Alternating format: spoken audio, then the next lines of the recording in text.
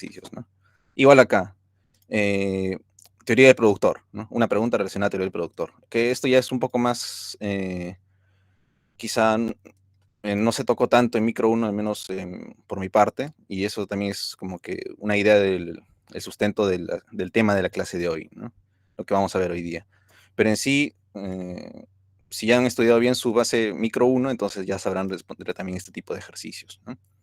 Al menos a mí se me ha complicado un poquito esto porque eran preguntas ya un poco raras también porque el planteamiento era, digamos, desde el lado desde un punto de vista de insumos, ¿no?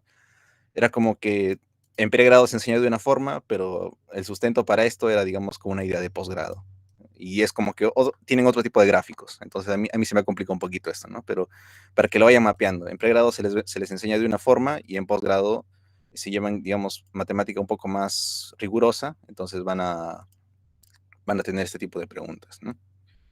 Que van a requerir ese tipo de respuestas también. Igual, ¿no? Demanda condicionada de insumos también se vio. Y acá, este es un tema que quizá, bueno, no se va a ver en micro, tengo entendido, en micro 2, pero igual se va a ver, esperada, en micro 3. Entonces, ya si quieren ir viendo, si quieren mapear este tema por lo menos, para que estén preparados para micro 3, ya lo pueden buscar en varios libros, ¿no? Este es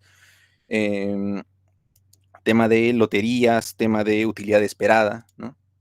Es, digamos, que introducir el tema de probabilidades dentro de la utilidad, ¿no? De la función de utilidad del consumidor. Y acá esto sí se va a ver, o la idea es que lo veamos en el curso, en micro 2, que es el tema de equilibrio general, ¿no? En este caso, un ejemplo simple de equilibrio, economía de intercambio puro, ¿no?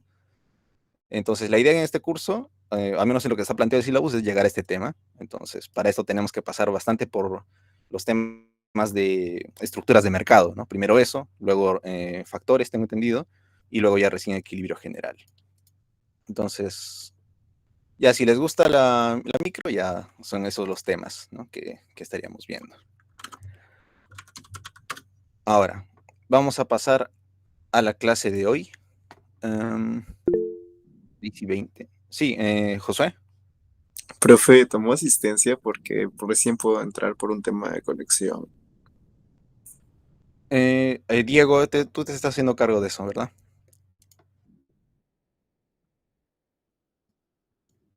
Perfecto. Ujú. Perfecto, o sea, tomar asistencia igual al final. Bien.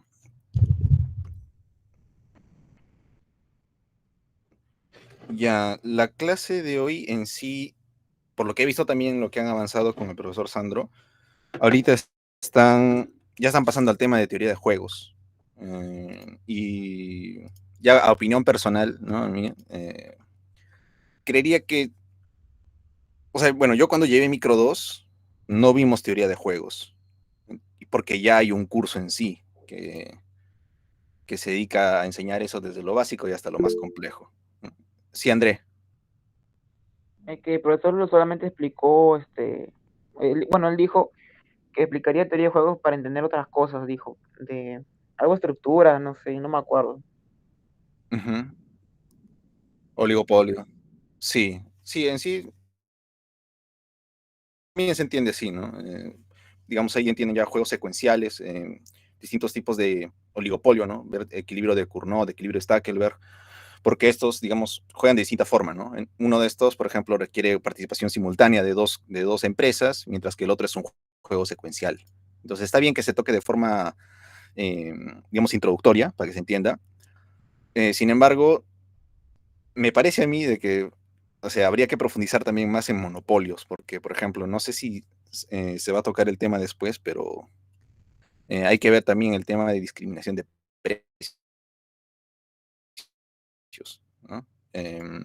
Entonces, lo que yo quiero hacer es tratar ese tema o llegar hasta ese tema, pero para eso, para llegar a discriminación de precios, tienen que entender bien cómo funciona un monopolio. Y para saber cómo funciona un monopolio hay que distinguir bien eh, escenarios de la empresa o del monopolio en el corto plazo y en el largo plazo, ¿no? Y para entender esto ya tenemos que saber de por sí qué diferencias hay en el corto plazo y largo plazo. Y para eso tienen que saber bien teoría de costos, y para saber teoría de costos tienen que saber previamente teoría de la producción, y así, ¿no? Es toda una cadena de conocimientos. O sea, se tienen que aprender algo para luego entender lo siguiente. Y esto es lo que la secuencia más o menos que he estado siguiendo en Microeconomía 1, ¿no? Y lo que quiero hacer ahora es, digamos, antes de entrar a Monopolio, aunque sea, ¿no? Es que haya, digamos, que no haya dudas respecto a los términos que se enseñan respecto a Monopolio, ¿no? O sea, que todo lo que se ha estudiado en Micro 1 quede claro, tanto en lo que significa cada término como en la secuencia de ideas, ¿no? Es decir, en qué momento entra tal tema de producción o tal tema de costos, ¿no? La idea es que tengan, digamos, una línea de estudio definida, ¿no? Y por ello, en la clase de hoy quería hacer como una especie de nivelación barra, ¿cómo decirlo? Nivelación, repaso, digamos, algo así, ¿no? Tanto de lo que es teoría del consumidor, que bueno, se puede pasar fácilmente, pero principalmente en teoría del productor y resaltando más en teoría de costos, ¿no? Para que una vez ustedes tengan todo esto ya claro, puedan ver las diapositivas del profesor y digan, esto es, lo identifiquen fácilmente, ¿no? Esto es corto plazo, esto es largo plazo, esto viene de aquí, esto viene porque tal cosa, ¿no? Porque que la tengan clara, al fin y al cabo. Entonces, y también porque el ciclo pasado sí pude profundizar bien en lo que es teoría del consumidor, pero ya por temas de tiempo no se pudo profundizar bastante en teoría del productor, sobre todo en teoría de costos, ¿no? Yo llegué solamente a clases de teoría de la producción y ya el profesor hizo parte de teoría de costos y lo que quiero hacer ahora es como más nivelación teórica, no tanto ejercicios. Y la clase de hoy, digamos, va a ser full teórica. Ya después voy a enseñar lo que es un poquito teoría de monopolio, más que nada la derivación matemática. Y una vez se tiene esto claro, igual que el ciclo pasado, ¿no? Se tiene esa parte matemática clara y ya pasamos a los ejercicios, ¿no? Esa es la idea más o menos a seguir. Entonces voy a compartir mi pantalla. Ahí está. Ya. Lo primero, lo que vamos a ver aquí, en el curso en general, ¿no? Son las estructuras de mercado. Por cierto, delegado, estás grabando, ¿no? Para tener Perfecto, perfecto. Ya. Entonces, lo que se trata principalmente de la primera parte del curso es estructuras de mercado. Entonces, para llegar a este tema, ¿no? Para poder diferenciar entre distintos tipos de estructuras de mercado, tenemos que tener bien en cuenta toda la base de los agentes económicos que interactúan en este mercado, ¿no? Entonces, para ello tienen que saber bien lo que es teoría del consumidor y teoría del productor. Para saber teoría del consumidor, tienen que saber de dónde viene la demanda del consumidor. ¿No? O sea, toda la teoría del consumidor, que se reduce finalmente a lo que es la demanda del consumidor, se transforma a la demanda de mercado. O sea, una vez ustedes tienen su demanda del consumidor, pueden llegar a su demanda de mercado.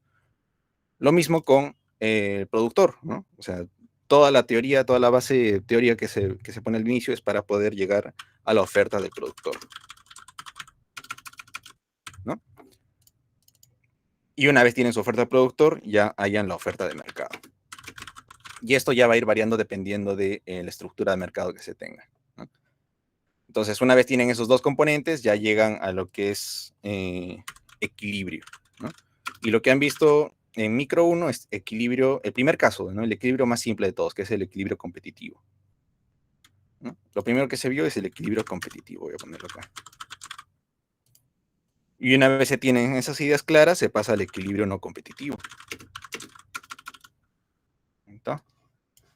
Equilibrio no competitivo.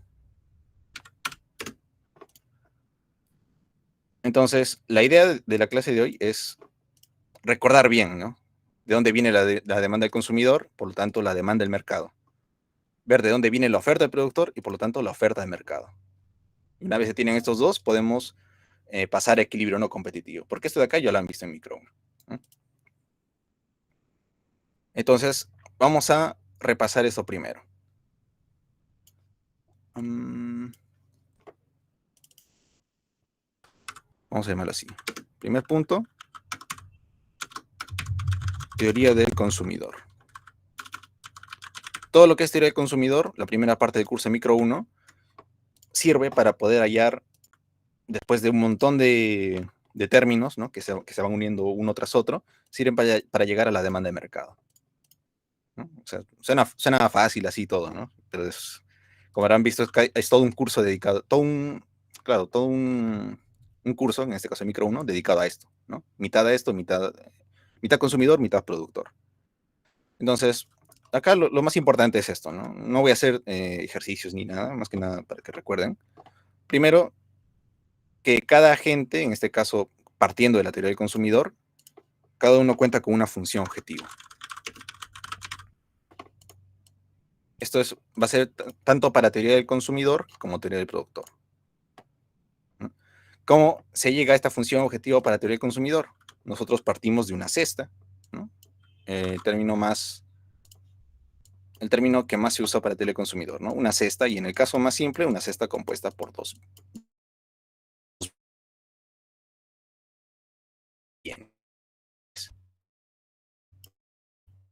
Ciertos supuestos, esas bienes. Entonces la idea es que se tengan, o estas cestas tengan o cumplan con ciertas propiedades para nosotros poder asignar una función de utilidad a cada una de estas cestas, ¿no? Y esta función de utilidad simplemente va a representar el ordenamiento inicial que teníamos acá. ¿Dónde está? Acá. O sea, este de acá es un ordenamiento de cestas, ¿no? O sea, cada cesta, mediante las propiedades o los supuestos que se pongan encima, se van a poder comparar entre sí. Y se va a poder definir cuál es preferida o preferible a otra, ¿no? Y esa relación entre cestas va a poder representarse mediante un numerito, ¿no? Mediante una función de utilidad. Entonces, nosotros utilizando esta cesta y esta función de utilidad, nosotros ya podemos plantear nuestra función objetivo, ¿no? Lo que mencioné acá. La función objetivo simplemente va a ser maximizar esa función de utilidad, ¿no? Y habíamos dicho que esa maximización es restringida, o sea, tiene una restricción, en este caso, presupuestaria, ¿no? Una restricción presupuestaria.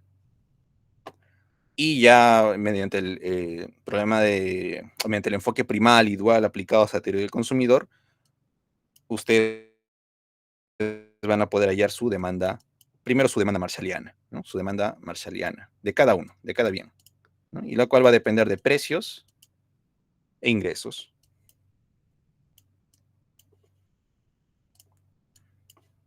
Y acá hay un tema, voy a resaltarlo esto de esta forma para que se vayan acostumbrando a distintas formas de expresar las ideas en términos matemáticos y no quedarse solamente con lo que se quedó en micro 1, ¿no?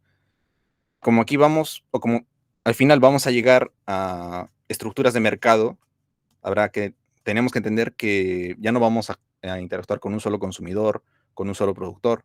Van a haber varios consumidores, varios productores.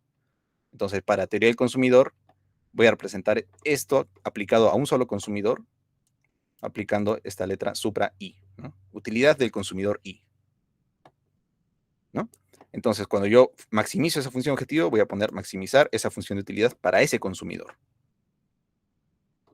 ¿no? Y ahí tengo mi función de demanda marshalliana, que depende de los precios que están dados por el mercado, y el ingreso de ese consumidor, el ingreso supra I.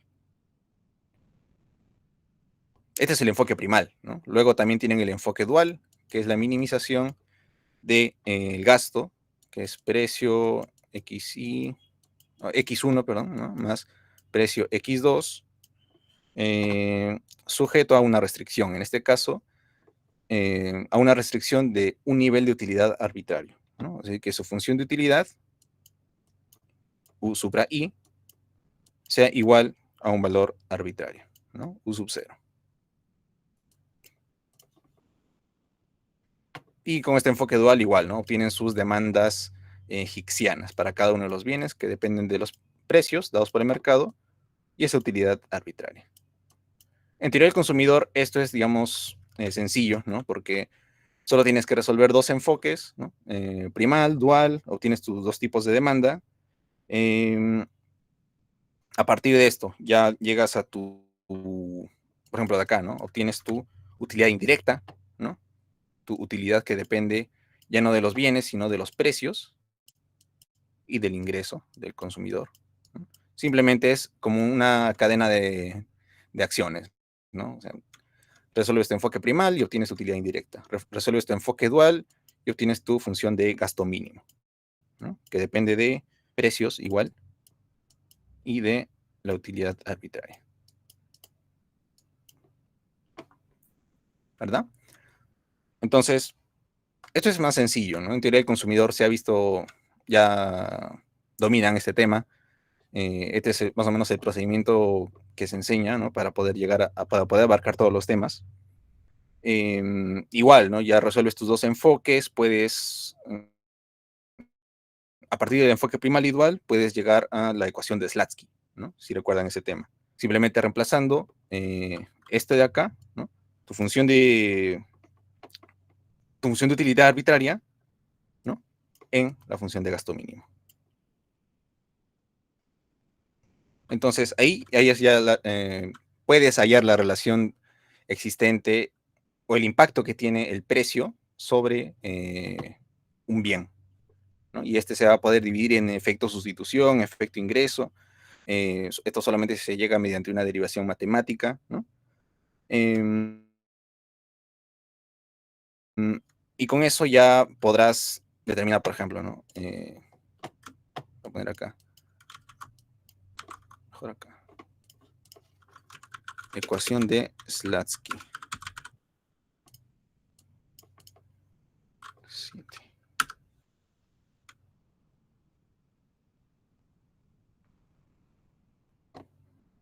Si recuerdan, en la función de demanda marshalliana, ¿dónde está? Que depende de precios e ingresos.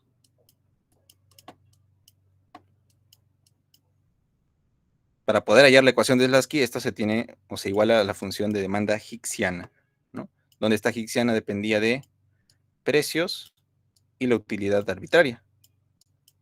Pero para poder hallar nosotros nuestra ecuación de Slatsky, para poder derivar la expresión matemática, lo que se hacía era que esta utilidad arbitraria sea la función de utilidad indirecta, ¿no? Es decir, reemplazar esto que se obtiene del enfoque primal aquí, en el parámetro de la demanda condicionada, ¿no? Que se obtiene del enfoque dual. Entonces, reemplazando ahí, ya tenemos todas las variables, todas las expresiones en términos de precios e ingresos, y simplemente derivamos, ¿no? Acá, esto sería nuestra demanda marshalliana, ¿no? Y eso sería nuestra demanda hicksiana. 7. ¿No? Entonces, se ve fácilmente, ¿no? Si yo derivo esto respecto a precios, tendré la expresión que me indica cuánto varía la demanda de ese bien cuando se modifique el precio, ¿no? Y de acá, si derivo igual respecto a precios, voy a poder obtener el efecto sustitución por un lado y el efecto ingreso por el otro lado, ¿no? Entonces, la suma de estos dos me va a dar el efecto total o el impacto que tiene una variación del precio sobre la demanda de un bien que compone la cesta.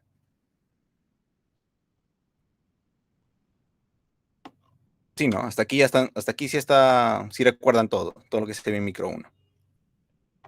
¿No? Porque esto es solamente un repaso, ¿no? No se va a derivar así todo a detalle. Pero más o menos que se tenga la idea del procedimiento, ¿no? O sea, comenzamos fácil con teoría del consumidor. Listo, sí se entendió, dice. Entonces, la idea de esta ecuación de Slatsky es que, por ejemplo, nosotros podamos visualizar detalladamente qué sucede cuando ocurre un cambio en el precio, ¿no? Entonces, aquí yo voy a tener, por ejemplo, el bien que se tiene en cuestión y su precio. No, perdón. Y el otro bien. Entonces, en teoría del consumidor, ustedes recordarán que en este mapa que relaciona dos bienes, cada curva de indiferencia va a representar cierto nivel de utilidad, ¿no? Y cada punto dentro de esta curva va a representar las distintas composiciones que existen entre los dos bienes que me permiten llegar a ese mismo nivel de utilidad, ¿no? Y ya saben que la situación óptima es cuando se tiene cuando se llega a esta situación en donde se intersecan las dos, la curva de inferencia con la restricción presupuestaria, ¿no? Eso sí se acuerdan, facilísimo. Y con la ecuación de Slutsky me podía permitir, por ejemplo, ver qué sucede cuando hay un incremento del precio. Perdón, cuando hay una disminución del precio, ¿no? Vamos a comenzar aquí, que en este punto de... este sea el punto inicial, ¿no? Si disminuye el precio, entonces se va a desplazar todo esto de acá, ¿no? Por efecto de sustitución y efecto ingreso, podremos llegar a esta nueva situación de equilibrio, ¿no?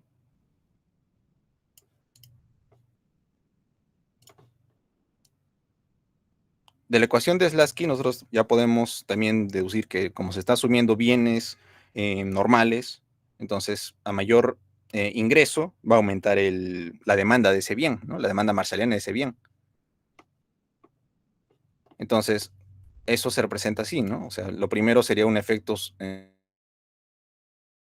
sustitución, que vendría de esta forma, ¿no? Un efecto de sustitución que permite pasar del punto A al punto B, y un efecto ingreso que permite pasar del punto B al punto C, ¿no? Entonces, eso es lo que se ve en teoría del consumidor. Y conforme, esto de acá que estamos viendo es lo que sucede cuando varía el precio una vez, ¿no? Cuando disminuye el precio, una simulación de cuando disminuye el precio. Ahora, ¿qué pasa si nosotros vemos todas las posibilidades de variaciones en el precio, ¿no? Si disminuye el precio una vez, llegamos del punto A al punto C. ¿Qué pasa si disminuye otra vez? La restricción presupuestaria se emplea hasta acá, ¿no? Y nosotros podemos ir llegando a un nuevo punto de equilibrio, acá, luego otro que llegue, por ejemplo, más acá, una vez que también se amplía la restricción presupuestaria, ¿no? Entonces, como se puede ver también en la ecuación de Slutsky, a medida que disminuye el precio, está aumentando el consumo del bien 1, ¿no? Entonces, esa es básicamente la relación que me permite llegar a mi demanda del consumidor, de un consumidor, ¿no?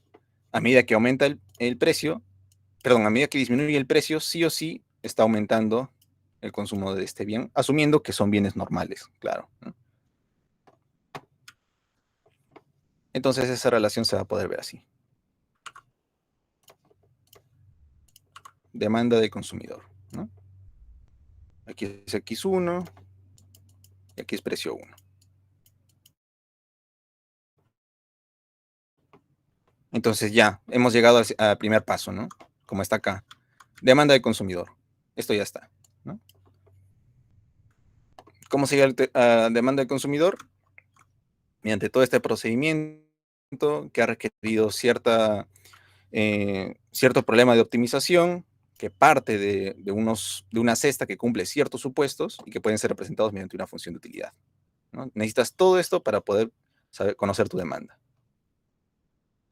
Y esto es solamente el primer paso, ¿no? Demanda del consumidor.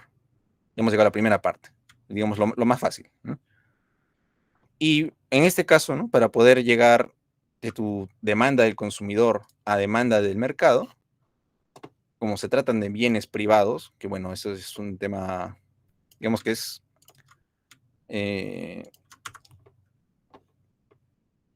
¿cómo decirlo así? O sea, estamos asumiendo aquí que no van a existir fallas de mercado, ¿no? Digamos que todo aquí en este mercado, para este consumidor, todo es perfecto, digamos, ¿no? No se van a tratar de bienes fuera de lo común, más que de los que se analizan en este tipo de modelos. Entonces, siempre va a existir esta relación inversa entre precio y cantidad consumida. Y para poder nosotros llegar a nuestra demanda de mercado, simplemente se va a tratar, por el tipo de bienes que son, se van a tratar de una agregación horizontal. Es decir, por ejemplo, si yo tengo un consumidor que tiene esta demanda, una demanda así, y otro consumidor que tiene una demanda así, porque son distintos consumidores, pueden tener distintas funciones de utilidad, entonces su demanda se va a expresar de distinta forma, ¿no? Si yo tengo un consumidor así y otro consumidor así, como el precio es dado, ¿no? Cualquiera sea el precio que tenga el consumidor, que tenga que afrontar el consumidor, siempre va a venir desde afuera, ¿no? El consumidor no está decidiendo el precio en este modelo, ¿no? Entonces la demanda simplemente sería la suma horizontal de estos dos demandas de los consumidores.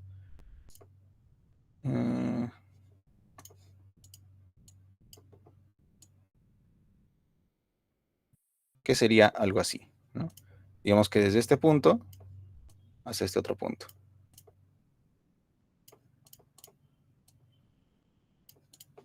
¿No? El primer consumidor va a ir consumiendo solamente hasta acá.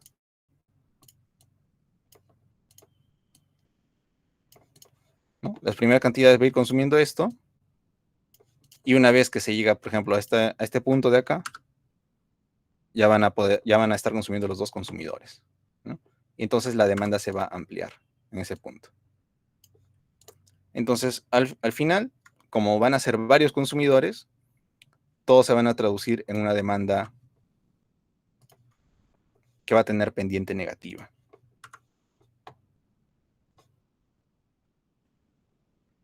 Y puede tomar cualquier forma, ¿no? Y esto ya va a depender de qué tipo de función de utilidad tengan los consumidores y también qué supuesto se aplique sobre la demanda de mercado, ¿no? Porque también para fines, digamos, prácticos, ¿no? Para facilitar más que nada los, ¿cómo decirlo? Los problemas de optimización ya, pero a nivel de mercado, entonces se aplican también ciertos supuestos matemáticos sobre la forma que tiene la función de demanda de mercado, ¿no? Entonces, ya hemos visto aquí función de demanda del consumidor, función de demanda de mercado. Y de la función de demanda de mercado, nosotros podemos ya hallar nuestro excedente del consumidor, ¿no? Que simplemente teniendo un precio de referencia, nosotros podremos calcular el excedente del consumidor como todo el área que está acá, ¿no? Simplemente definido como la diferencia entre lo máximo que está dispuesto a pagar el consumidor mediante la elección de cuánto va a consumir de un bien respecto a lo que realmente paga en el mercado, ¿no? O a un precio de referencia con el cual lo va a comparar, ¿no? Entonces, esa diferencia va a ser el excedente del consumidor. ¿Y cómo se halla este excedente? Simplemente de esta forma, ¿no? Acá mencioné que es un precio de referencia. Estamos tratando del bien 1 consumido en el mercado, ¿no? Y este es el eje de su precio. Entonces, la idea es esta, ¿no? Vamos a tener dos, digamos, límites acá. Uno, el cual indique cuánto es el máximo precio que cumple o que abarca esta función, ¿no? Perdón, que abarca esta curva, ¿no? Esta curva va a tener un límite, digamos, vamos a llamarle un precio sombrero, digamos, ¿no? Digamos, el límite al cual llega esta curva de demanda, ¿no? Y acá tendremos el precio de referencia, que ya por la interacción con la oferta de mercado va a determinar, este sería el precio de mercado, ¿no? Pero como aún no estamos en interacción con el ofertante, este simplemente es un precio de referencia. Entonces, ¿cómo se calcula la demanda del consumidor? Perdón, el excedente del consumidor. El excedente del consumidor será simplemente el área que se ubica debajo de esta curva, pero tomando límites en el eje de las ordenadas, ¿no? Es decir, toda esta zona va a ser el área debajo de esta parte de la curva de demanda, medidos en este segmento. ¿Y eso cómo se puede expresar? Mediante la integral, ¿no? La integral que va desde un límite inferior, que es el precio de referencia, hacia un límite superior, que es el precio, bueno, sombrerito, ¿no? El precio máximo que abarca esta curva de demanda. Y aquí sería la demanda del mercado, ¿no? Ya no sería la demanda del consumidor, porque ya hemos agregado todo, ¿no? Entonces aquí sería el excedente del mercado. Precio 1, precio 2, ingreso. Ahora, un punto importante, ¿no? Estamos agregando de consumidor a mercado. Entonces, uno podría decir, simplemente es una agregación, ¿no? Una suma de todos los componentes para poder llegar a la demanda de mercado. Entonces, simplemente sumo todas las cantidades que consumen los consumidores, pero si, como estamos trabajando con nuestra demanda marshalliana, nosotros sabemos que la demanda marshalliana depende de ingresos. Entonces, para nosotros hacer una agregación de esto, una agregación así simple, estamos asumiendo para expresar el excedente del consumidor, se está agregando todos los ingresos. Entonces, una primera conclusión aquí es que nosotros podemos ver de que no se va a tratar temas distributivos, ¿no? Es decir, simplemente se está agregando todos, pero no se está viendo de forma particular quién tiene más ingresos o quién tiene menos ingresos, ¿no? Solamente se agregan todos, se suman todos los ingresos. ¿No? Y esa sería la demanda de mercado. Entonces, esto es, digamos, ya hemos cumplido con esta parte de acá. Ya hemos llegado a demanda de consumidor, hemos visto demanda de mercado. Y para ver nosotros ya en las próximas clases estructuras de mercado, lo que se enseña más son estructuras por el lado o definidas, ¿no? Por el lado del ofertante. Entonces, por eso es importante para esta clase, a mi parecer, que quede claro todo lo que es teoría del productor. Porque teoría del consumidor ya se enseñó bastante, ya lo dominan, ¿no? Saben todo, elasticidades, temas que no estoy mencionando ahorita, pero ya se lo saben. Pero lo que sí hay que ponerle bastante importancia es el productor, ¿no? Todo esto de acá. Oferta de productor, oferta de mercado, pero principalmente cómo funciona un productor. Porque al fin y al cabo, cuando hablamos de agregación, nosotros estamos hablando de un monopolio. Si en el modelo competitivo nosotros asumimos que existen varias empresas y la suma de todas estas es la oferta de mercado, cuando nosotros vemos un monopolio, entonces esa suma va a ser solamente aplicada para un solo productor. Entonces, más que la oferta de mercado, hay que saber bien oferta de productor. Porque de esto al final se va a definir la oferta de mercado.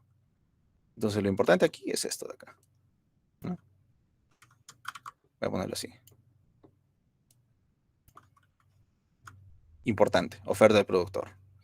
Más que nada porque también todos los libros enseñan monopolio, oligopolio, tal, pero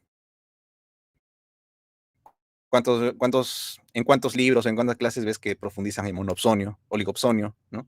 Difícil, ¿no? La mayoría son monopolio, oligopolio y tal. Entonces, oferta de productor sí o sí, hay que profundizar en eso. Entonces, ya hemos visto la primera parte, teoría del consumidor.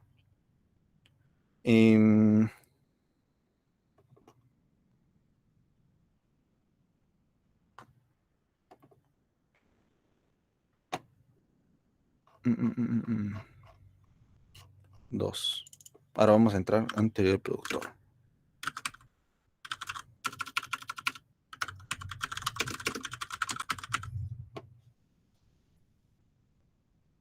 Aunque antes de pasar a productor, creo que sí voy a mencionar ese tema de elasticidades.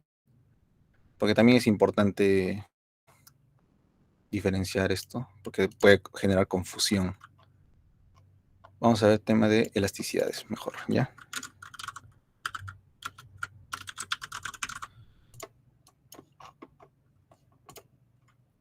Lo pongo aquí porque también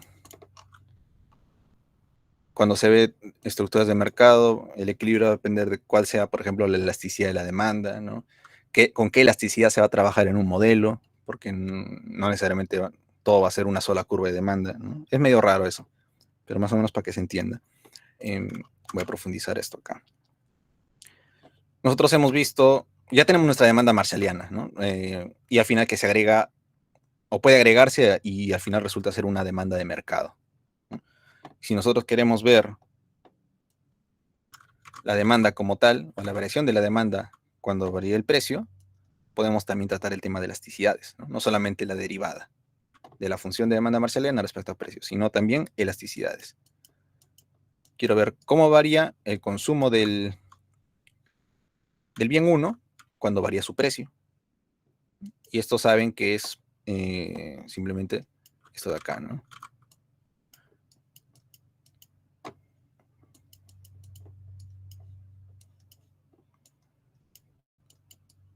Ahí está. Y esto sí se acuerdan, ¿no? Que al final se reordena de esta forma, que es como más se presenta en los libros. X1 respecto a precio 1 por precio 1 entre X1. Y lo pongo así porque creo que algunos libros también lo ponen de frente. De frente ponen esto de acá y a veces no se entiende de dónde viene. Pero bueno.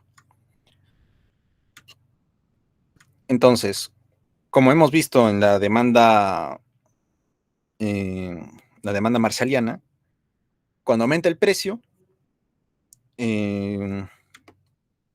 disminuye la cantidad consumida del bien 1. ¿no? Y al revés también, si disminuye el precio, aumenta su cantidad consumida. Entonces nosotros sabemos de que esa variación va a ser siempre en sentido negativo. ¿no? Entonces esta elasticidad que nosotros calculamos va a ser negativa. Porque es un cambio porcentual que varía en sentido inverso. Entonces si nosotros queremos...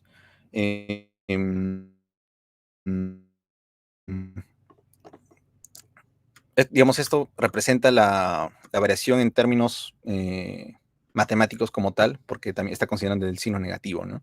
Pero también cuando uno habla de elasticidades en términos ya porcentuales, o sea, cuando queremos dar énfasis al valor numérico más que al signo, lo que se hace es expresarlo en valores absolutos, ¿no? Y cuando se habla de elasticidades, generalmente se pone también en valores absolutos. Entonces va a ser simplemente aplicar el signo negativo a esa elasticidad, ¿no? Precio 1 entre X1.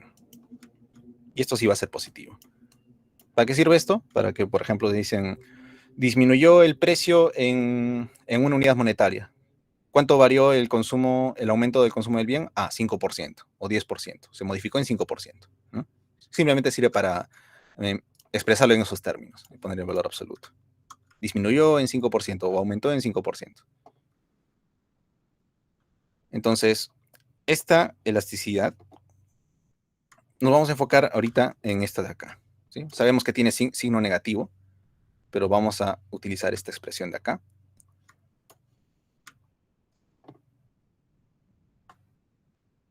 Para poder tratar distintas situaciones. ¿no? Situaciones que después, para que después ya no generen dudas. Por ejemplo, nosotros podríamos tener una demanda de este tipo. ¿no? Podríamos en un modelo encontrar que se tiene una demanda que es que el consumidor simplemente siempre va a consumir una cantidad fija de un bien. ¿no? Una cantidad fija. Entonces, esta es, digamos, una forma posible que puede tomar la demanda del consumidor. Y por lo tanto, como es una forma en particular, la elasticidad que se tenga aquí va a tomar un valor en particular. ¿no? Yo simplemente puedo reemplazar los valores aquí, en esta expresión. Y lo que se tiene es esto de acá. ¿no? Yo quiero calcular mi elasticidad, que va a ser igual, diferenciar esto respecto a precio por precio entre cantidad. ¿Qué sucede aquí? Que como estamos tratando con un valor fijo, entonces una variación de ese parámetro, perdón, no se puede expresar, digamos, en un número la variación de un parámetro, ¿no? Porque el parámetro siempre va a ser fijo. Entonces todo esto de acá va a ser 0. Toda esta partecita de acá va a ser 0. Por lo tanto, la elasticidad de esta forma en la demanda va a ser 0. ¿no? Por eso dice es una demanda que es perfectamente inelástica, ¿no? O recibe ese nombre. Si, por ejemplo, en vez de tener esa forma, toma esta otra,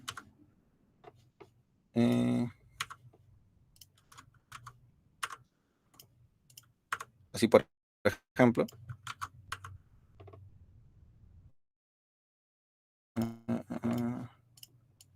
ponerlo curvo. Entonces, si tiene esta forma en particular como consecuencia de la función de utilidad del consumidor, entonces lo que tendría aquí es, por ejemplo, ¿no? una función de demanda que varía en sentido inverso a su precio. Por ejemplo, ¿no? Una expresión simple. Entonces yo quiero calcular su elasticidad. ¿A qué va a ser igual? Diferenciar este X1, la misma fórmula, ¿no? Respecto a precio, por precio entre X1. ¿Y a qué va a ser igual? Simplemente agarro esta expresión y la derivo respecto a precio, ¿no? Hago esta primera operación. Ya que sería igual a 1, no, perdón, a menos alfa entre precio 1 al cuadrado, ¿no? La derivada. Simplemente estoy operando esto de acá, en esta función de demanda del consumidor. Por precio 1 entre X1.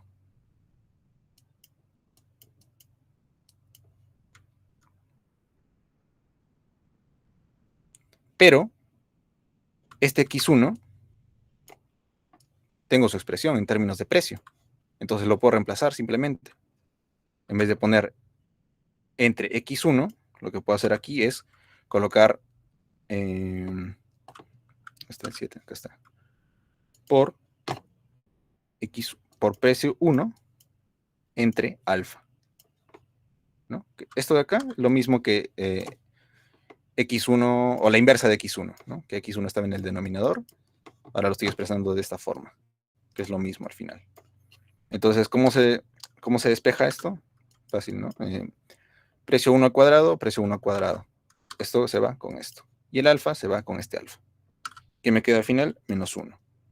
Entonces, de aquí concluyo que esta forma particular de la demanda del consumidor tiene una elasticidad menos 1 en todos los puntos dentro de esta función de demanda.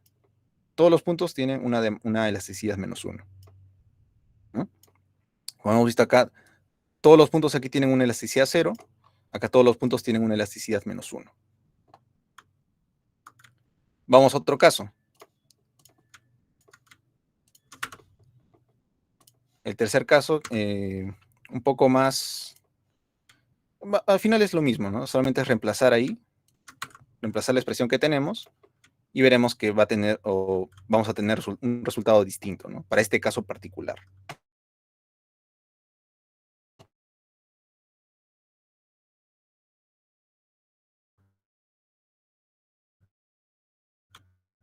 Diferenciar por precio entre X1. Pero aquí sucede una cosa, ¿no? Que el precio es uno solo, ¿no? El precio es fijo, es el precio 1 barra. Entonces aquí lo que va a tener es esto de acá, barra, barra. ¿Verdad? Entonces, ¿cómo se resuelve esto? Este X1, que digamos un poquito, no tanto, digamos, reemplazar y ya, ¿no? Digamos que esto es un poquito distinto, en el sentido de que, por ejemplo, si esta es la demanda del consumidor, el cual va a depender enteramente de que el precio tome este valor en particular, entonces, si el precio es mayor a este precio barra, ¿no? Si el consumidor percibe un precio mayor a este precio barra, entonces no va a consumir nada, ¿no? Su demanda, o la cantidad consumida, que esto de acá es X1, su cantidad consumida va a ser 0, ¿no? Si sube un poquito, su consumo es 0. Si llega a ser igual a este precio barra, entonces su consumo va a llegar, o puede ser cualquiera de estos puntos, ¿no? Puede ir desde 0, 1, 2, 3, hasta infinito, ¿no? Y si el precio es menor, de la misma forma, ¿no? Infinito. Entonces, ¿cómo se expresa esto? Entonces, mi función de demanda va a ser expresado de esta forma. Va a ser 0 si el precio del bien 1 es mayor a ese precio barra, ese precio de referencia. Va a ir desde 0 hasta infinito si ese precio 1 es igual al precio barra. Y va a ser, bueno, infinito, ¿no? Si el precio es menor.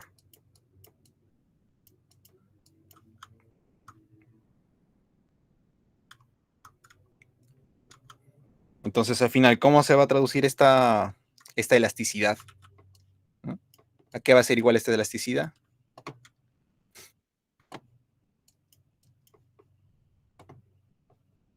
va a ser igual a infinito.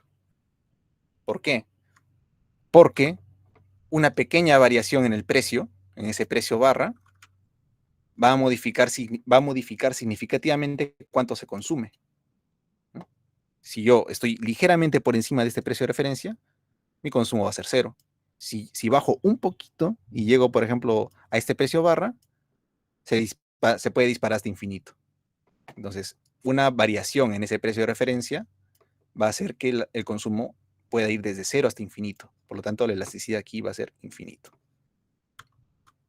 Y por eso, bueno, se dice cuando una curva de demanda o una función de demanda tiene esta forma, que es perfectamente elástica, tiene una elasticidad de infinito, ¿no? Entonces, acá ya tenemos los dos casos que, digamos, en cualquier modelo puede asumirse, ¿no? O sea, en un modelo puede decir, asumamos que la demanda del consumidor es perfectamente elástica o perfectamente inelástica.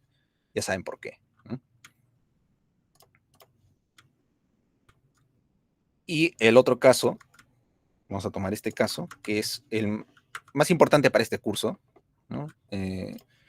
Principalmente porque se simplifica bastante cómo se resuelve las estructuras de mercado, y es el caso de demanda lineal. Ya tenemos una demanda que es perfectamente inelástica, perfectamente elástica, una demanda que es ahí se me fue el nombre de esta forma de demanda, pero bueno, ¿no? Que tiene esta forma convexa, y vamos a este punto, ¿no? La demanda perfectamente, una demanda lineal. ¿Qué sucede acá? Primero, nosotros podemos expresar o podemos simplificar la expresión de esta curva de demanda o de esta función de demanda de esta forma, ¿no?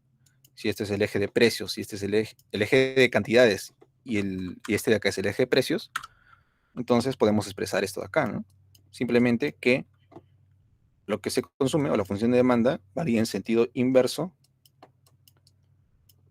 a su precio, pero expresada en términos lineales, ¿no? Es decir, el precio elevado a la 1. Simplemente esa relación.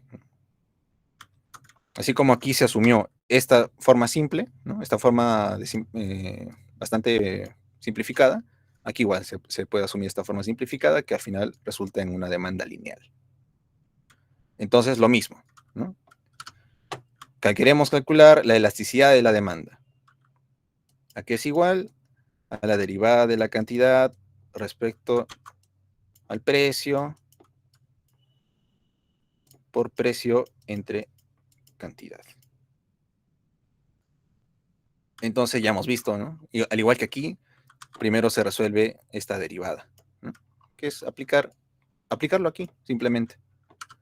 Derivada de la cantidad consumida respecto al precio. Sería menos beta, ¿no? Igual a menos beta por menos beta por precio 1 entre x1. Pero x1 sabemos que su valor es este de acá. Entonces simplemente en vez de x1 lo pongo, ¿no? Es alfa menos beta precio 1. Alfa menos beta precio 1. Ahí está. Alfa menos beta precio 1. Entonces, aquí hay que tener en cuenta esto, ¿no? Esto nos va a dar el valor de la elasticidad.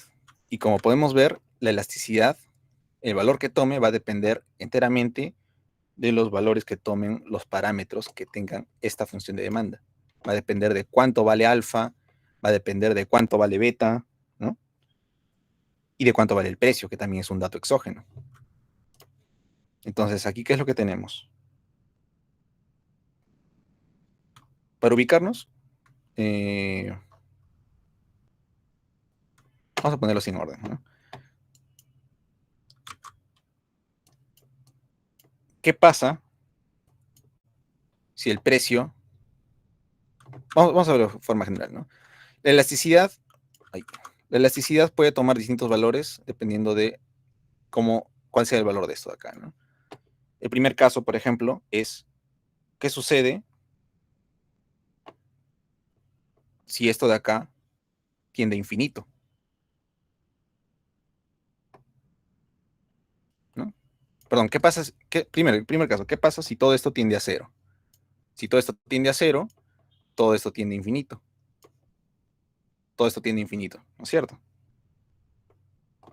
Mientras esto se va haciendo cada vez más pequeño, todo este conjunto, todo este número en su conjunto va a ser más grande.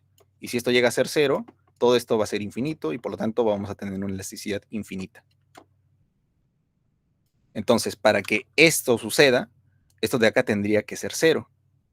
Para que esto sea cero, alfa tendría que ser igual a beta por precio 1. Y si despejamos precio ahí, tendríamos este primer caso, ¿no? ¿Qué sucede si el precio es igual a alfa entre beta? Y llegamos justamente a lo que menciono. Si el precio es alfa entre beta, reemplazo aquí. Beta con beta se va, quedaría solamente alfa menos alfa. Todo esto sería cero, por lo tanto todo esto sería infinito y tendríamos una elasticidad infinita, ¿no? Acá tendríamos una elasticidad infinita. Elasticidad igual a infinito.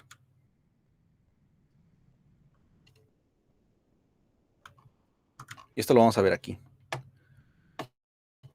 Como es una demanda lineal, podemos ya directamente graficar o poner en cada punto, ¿no? Qué valor se toma en la intersección con el eje de abscisas, con el eje de ordenadas. Por ejemplo, ¿qué sucede si el precio es cero? ¿No? Si el precio es cero, entonces la cantidad consumida va a ser simplemente alfa, ¿no? Acá reemplazo. Precio cero, se va con esto, y la cantidad consumida es alfa. Ahora, el otro punto. ¿Qué sucede si la demanda consumida es cero? X vale cero, precio pasa a este lado en positivo, y el beta pasa a dividir. Tendríamos que este punto sería igual a alfa entre beta.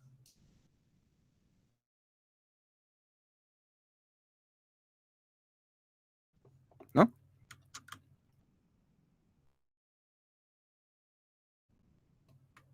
Sí, ¿no? Ahí están los puntos. Listo. Entonces, si nosotros volvemos a este caso, ¿no? ¿Qué pasa si el precio es alfa entre beta? Yo puedo reemplazar acá, alfa entre beta, quedaría, el beta se despeja con el beta y solo quedaría un alfa. Alfa menos alfa, cero. Entonces, si el precio toma esta forma, la cantidad consumida va a ser cero. Entonces me voy a ubicar en este punto de acá, ¿no? El consumo va a ser cero. Y el precio sería este acá. Entonces, en este punto en particular, voy a tener una elasticidad, como hemos visto, infinita, ¿no? Es decir, cuando llega a este punto, voy a poner así, en el punto A, digamos, la elasticidad es infinita. Elasticidad infinita. A lo mejor sin nada. En este punto en particular. Esto no borra. Ahí está. Elasticidad infinita. ¿Sí? ¿Alguien levantó la mano? Profe, ¿Sí? André, ¿no se te escucha? ¿se escucha ahorita? Ahora sí. Ajá. Profe, ¿qué quería decir alfa y beta nada más? ¿Qué eran esos parámetros específicamente? Simplemente, simplemente es como se expresa, digamos, una función, ¿no? Por ejemplo, acá lo que estoy haciendo, x1 igual a alfa entre precio 1, alfa va a ser un parámetro, ¿no? Alfa puede ser, por ejemplo, yo puedo tener una función de demanda que esté expresada de esta forma, x1 es igual a 1 entre precio 1, o que sea 5 o 7, por ejemplo, entre precio 1. Simplemente es un parámetro, ¿no? Alfa Ah, puede ya. tomar cualquier valor. Sí, por ejemplo, en su demanda marshalliana, en el caso Cobb-Douglas, ustedes tienen esto, ¿no? X1 es igual a, ¿cuál resultado? Ingreso entre 2, precio 1. En este caso, el alfa es ingreso entre 2, ¿no? Por Ya, ejemplo. profe. Entonces, alfa simplemente va a simplificar cómo se expresa una función. Ajá. Y lo mismo acá, ¿no? El alfa es aquí, en esta parte el alfa cumple eso, y aquí el alfa puede ser, por ejemplo, x1 es igual a 5 menos 3 precio 1, por ejemplo, ¿no? Y simplemente lo que importa es ver la relación que existe entre precio y cantidad. Si yo derivo, por ejemplo, que esta recta tiene pendiente menos 3, ¿no? Simplemente son numeritos.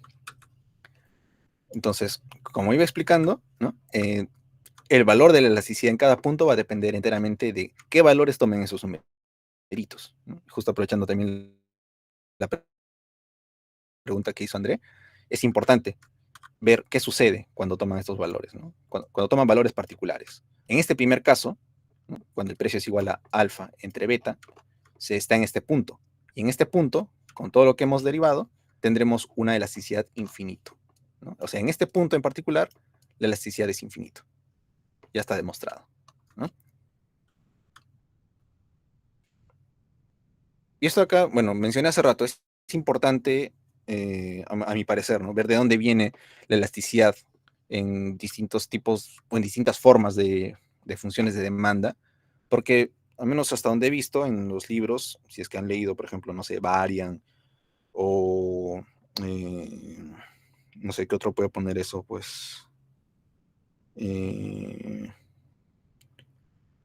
no me acuerdo nombres de otros autores, así que metan términos matemáticos, pero generalmente ponen esto así, simplemente una función de demanda, donde dicen, aquí la elasticidad es 1, aquí es 0 y aquí es infinito, pero no dicen por qué, ¿no?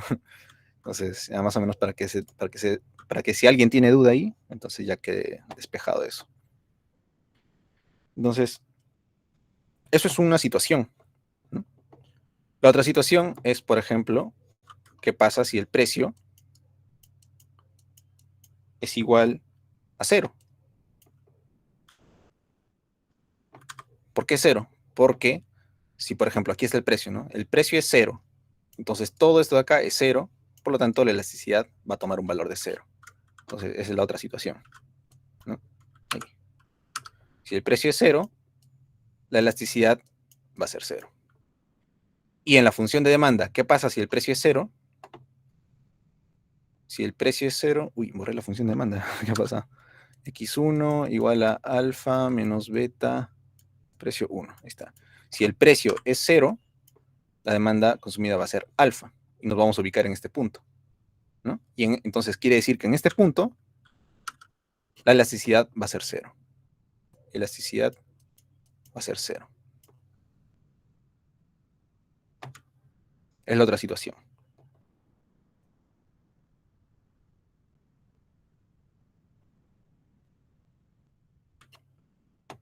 Luego vamos a tener esta otra, ¿no? ¿Qué pasa si el precio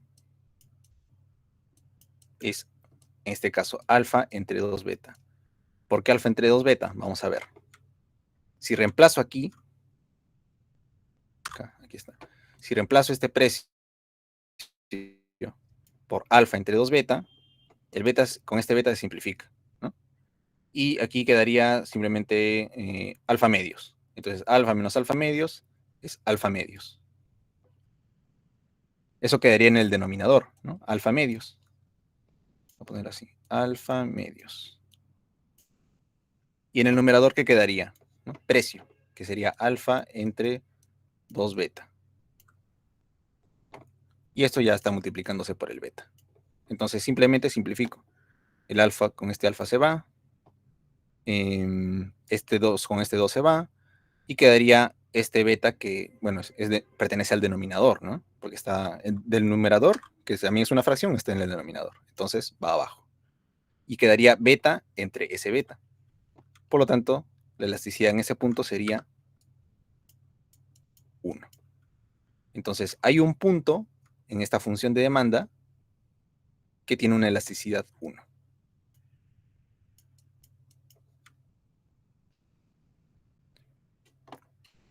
Y si yo simplemente quiero ver qué valores toman o permiten que la elasticidad sea 1, simplemente reemplazo esto de acá, ¿no? Alfa entre 2 beta, aquí. Sería alfa, beta con beta se van, quedaría alfa medios, alfa menos alfa medios, la cantidad consumida sería alfa medios. ¿no? Toda esta parte acá, aquí sería alfa medios. Y el precio, bueno, alfa entre 2 beta. Entonces, tenemos esto. En este punto la elasticidad es 0. Conforme yo voy desplazándome en distintos puntos aquí, va a ir aumentando la elasticidad hasta llegar a 1 en este punto. Y si yo voy desplazándome en cualquier punto también de la parte superior, entonces también va a ir aumentando la elasticidad hasta que llegue a este punto, que es infinito. Entonces, esto de acá, con esto de acá se puede observar, ¿no? Que dependiendo de qué demandas se esté asumiendo o se esté considerando en un modelo, la elasticidad va a tener distintos valores y por lo tanto el análisis que se realice también va a variar. En teoría, en competencia perfecta, en teoría del consumidor, cuando asumían funciones de utilidad Cobb-Douglas, por ejemplo, se llegaba a una demanda de este tipo, ¿no? Más que nada por la forma que tomaba la función de utilidad. Pero en adelante, cuando se estudia, por ejemplo, en competencia perfecta o monopolio, generalmente los libros van a asumir esta forma. Porque también da más escenarios, ¿no? Por ejemplo, aquí la elasticidad en este caso es simplemente -1 en cualquier punto. En cambio acá, la elasticidad va a tomar varios valores, ¿no? Y también simplifica el análisis, porque una función lineal es más fácil también poder calcular el excedente, ¿no? El excedente del consumidor o el excedente del productor, si también se asume una oferta lineal, ¿no? Entonces, para que lo tengan en cuenta, ¿no? Ustedes pueden tomar una función de demanda en particular, pero para estructuras de mercado, generalmente lo reducen a esto. Para que sepan de que lo que normalmente van a ver en estructuras de mercado es una simplificación bastante fuerte, digamos, ¿no? Voy a quitar esto. Y también es importante, digamos, hacer una pequeña diferencia aquí. Generalmente cuando uno ve qué tipo de demandas se va a analizar, va a depender de la perspectiva en la cual uno esté trabajando. Porque, por ejemplo, uno puede decir fácilmente, la demanda de mercado tiene pendiente negativa, ¿no? Y porque tiene sentido, a mayor precio, menor consumo, o a menor precio, mayor consumo, ¿no? Entonces es válido tomar una función de demanda con pendiente negativa. Pero, si digamos, te pones en la perspectiva de un productor que se encuentra en una estructura de competencia perfecta, ¿qué sucede con el productor? En competencia perfecta, ese productor se va a enfrentar a una demanda el cual va a ser precio aceptante. Es decir, para ese productor se va a enfrentar a un precio único, ¿no? A un precio único que va a venir dado por el mercado.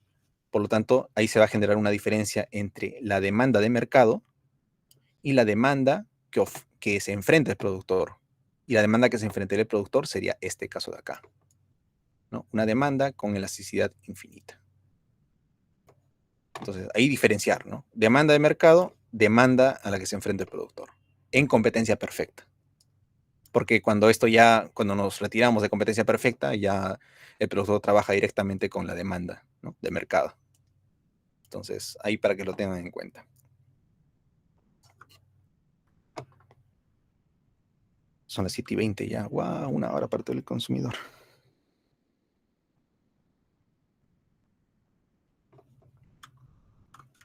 Ya, con esto claro, ¿hay consultas antes de continuar con el productor? ¿Alguna consulta quizá?